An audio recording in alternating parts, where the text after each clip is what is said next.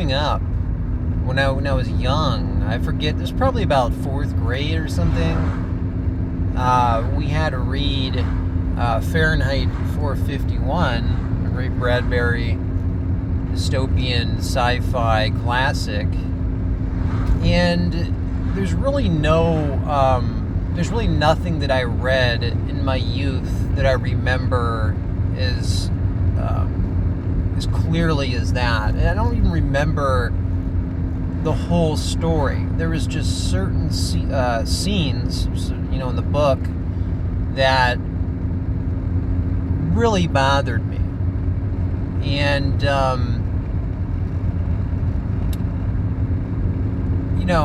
I can look back now and truly see that we are currently living in a situation even worse, almost identical to that situation.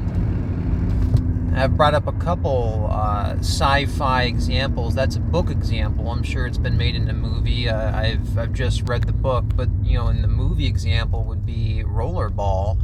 I brought that up in my last clip. I've talked about that before.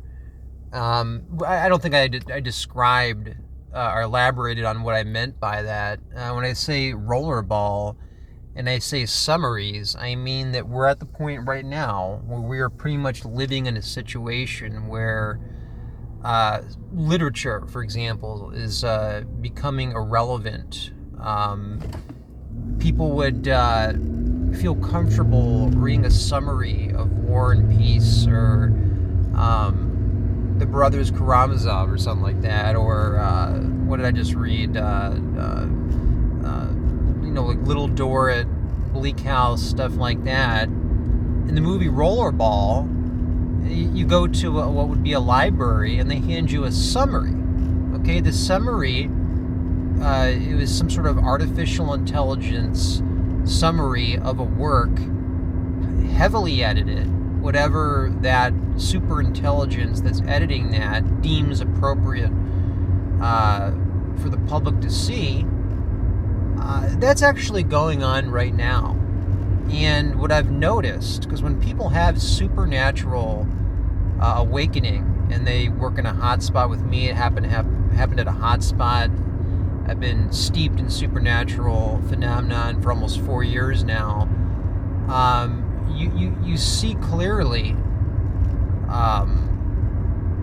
these dystopian situations, and especially if you've lived before internet and things like that, you can see this clearly.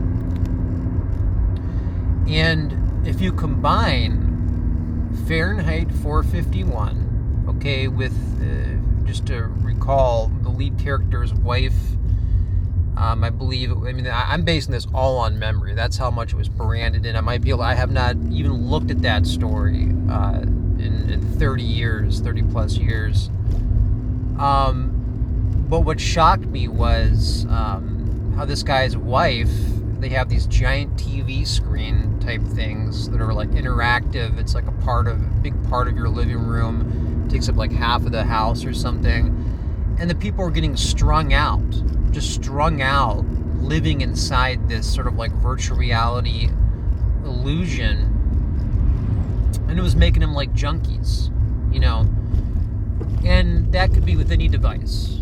The other day I walked out, I was going to say hi to somebody in passing, and just people just glued to their phones. And can someone tell me, like, what is going on in the phone? Like this clip I'm making here, I wouldn't be doing any of this. I wouldn't even be using my phone for anything other than to call someone, send someone a quick message, or check my email. That's it. Check, order something on Amazon. It's, I just wonder what could you possibly be doing on your phone? During a family member's last days, we were hanging around the hospital. Everybody was just glued to their devices, except for me. I was reading and meditating. So this is for the people glued to their devices. actually accepting something that Bill Gates said about tattoos, interactive, Big Brother, branding. And to me, it's just a branding, like cattle. Actually talking about implants, interactive implants, as if that's healthy and something to look forward to. This is a nightmare. I'm not trying to use scare tactics. I'm saying that we're living in a nightmare that's completely about to be overrun by an artificial intelligence, and there is a way out of this. I originally had made short clips. Now I'm just doing the YouTube thing so I can get out longer clips. But the whole purpose of everything I talk about is I'm arguing that there is a new spiritual archetype opening up. What does that mean? Or it's been opened. It is a spiritual network that has been worked on by people that have sacrificed their lives, like the Templar monks, working under the radar, like people that worked under the radar of the Inquisition. Anybody who's worked under the radar of horrible bureaucracies like the Roman Catholic Church, and then people that have worked against materialism and been heavily spiritual.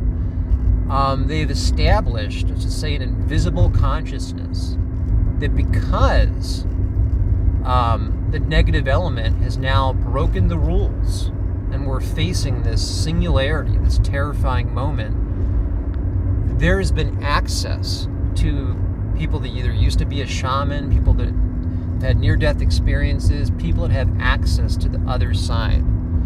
And they're able to utilize this to band together and actually start rebuilding the consciousness grid. That's my whole argument. Everything I talk about stems from that.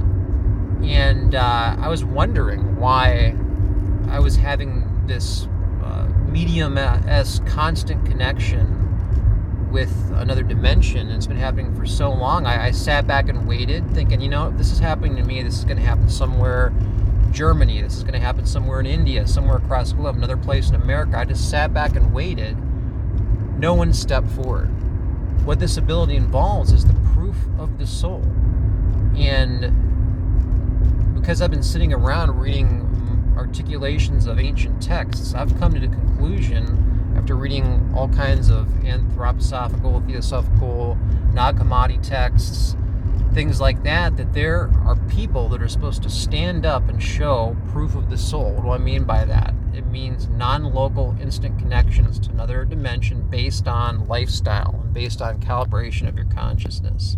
And I'm telling you, for someone who has done nothing, has stopped their life completely to study this, we are living in a dystopian nightmare right now. It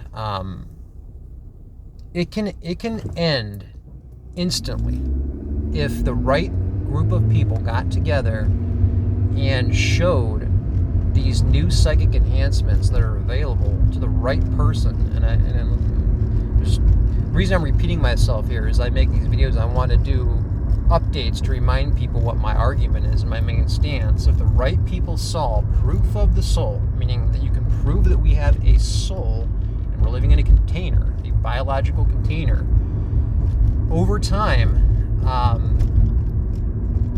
it would automatically shift millions and millions of people and their consciousness to where you would have enough people shifting to where it could just propagate and take over, and everything that I see as evil and other people see as progress would become clear, because your mind wouldn't be fogged by all these other streams of data from all these wireless connections mixed with negative spirit energy. You would be able to see clearly.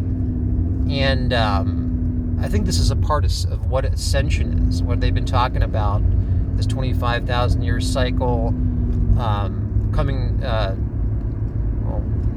I think this is what this is about. I don't think it's a grand disaster like another flood. I think it's an awakening, and it can happen.